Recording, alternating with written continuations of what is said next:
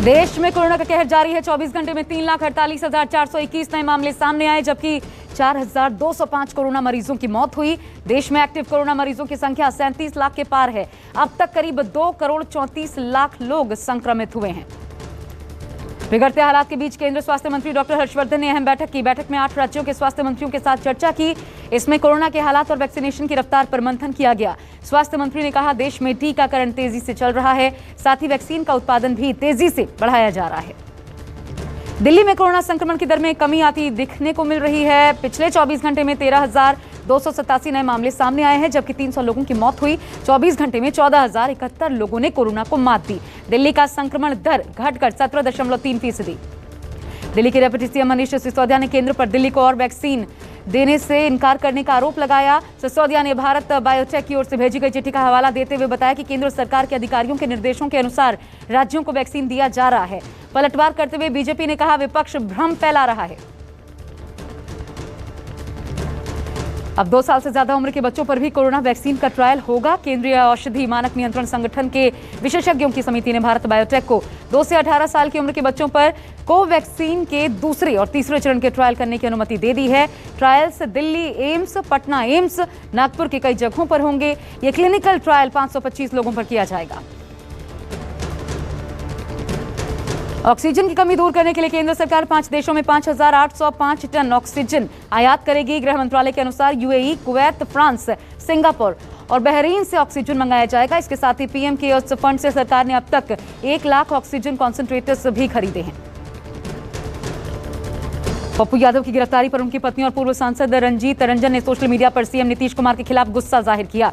पत्नी ने लिखा, नीतीश जी, पप्पू जी कोरोना नेगेटिव है। अगर वो पॉजिटिव हुए तो आपको इस साजिश में शामिल 4 लोगों और एम्बुलेंस चोरों को सीएम आवास से निकाल बीच चौराहे पर नहीं खड़ा किया तो मेरा नाम रंजीत रंजन नहीं। 32 साल पुराने अपहरण मामले में पप्पू यादव को दरअसल गिरफ्तार कर 14 दिनों की न्यायिक हिरासत में जेल भेजा गया है।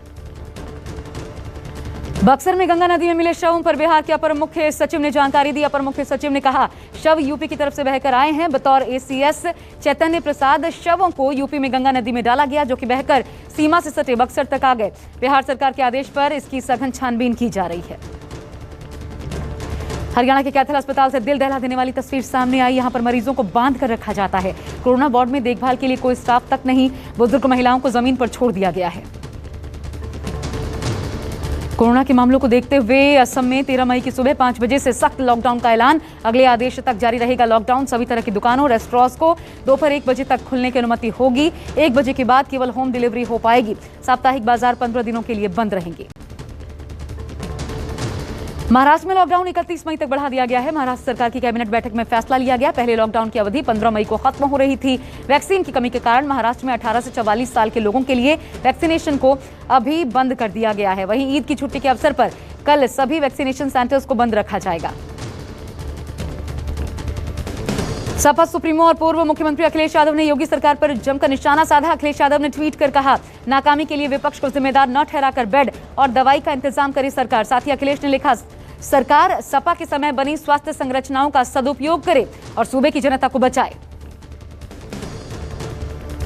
कोरोना के खिलाफ जंग में इंडियन एयरफोर्स भी जोर शोर से जुटी है। ऑक्सीजन संकट दूर करने के लिए एयरफोर्स ने विदेशों और देश में अब तक 732 उड़ानें भरी हैं। इस दौरान 498 ऑक्सीजन टैंकर एयरलिफ्ट किए गए। एयरफोर्स ने इस मुहिम के लिए 42 एयरक्राफ्ट की तैनाती की है।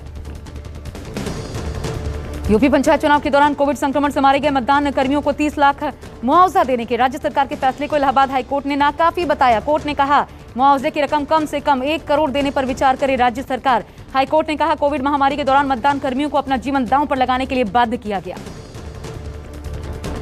मुंबई गुजरात के बाद ब्लैक फंगस ने यूपी में भी दस्तक दे दी है। कानपुर में 50, लखनऊ में 8, मेरठ में 2 और वाराणसी गाजियाबाद में इसके एक मरीज पाए गए हैं। बीते 1 सप्ताह के भीतर देश में ब्लैक फंगस के मामलों में तेजी देखने को मिली है।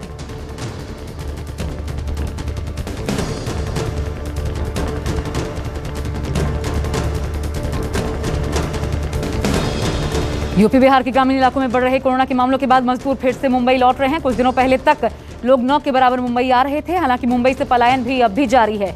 सेंट्रल रेलवे के आंकड़ों के अनुसार आने वालों की संख्या 20,000, तो वहीं मुंबई से लौटने वालों की तादाद करीब 40,000 है।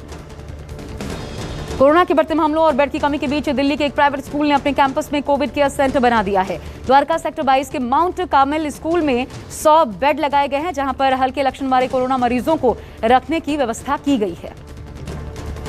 कोरोना महामारी के बीच एक बार फिर बढ़े पेट्रोल और डीजल के दाम। पेट्रोल के दामों में 25 पैसे प्रति लीटर की बढ़ोतरी, तो डीजल 27 पैसे प्रति लीटर महंगा हुआ। भोपाल में पेट्रोल 100 के पार पहुंचा, वहीं डीजल भी 90 रुपए के पार हुआ। राजस्थान के श्रीगंगानगर में पेट्रोल का दाम 102 रुपए 96 पैसे प्रति लीटर। राजधानी दिल्ली में पेट्रोल 92 रुपए 5 पैसे प्रति लीटर, तो डीजल 82 रुपए 61 पैसे प्रति लीटर।